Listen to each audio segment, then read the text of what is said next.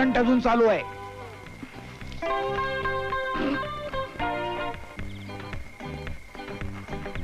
TV तर दुरुस्त करतोच आहे. आणखी काय काय दुरुस्त करायचंय? फक्त टीव्ही. बापरे, टीव्ही काय?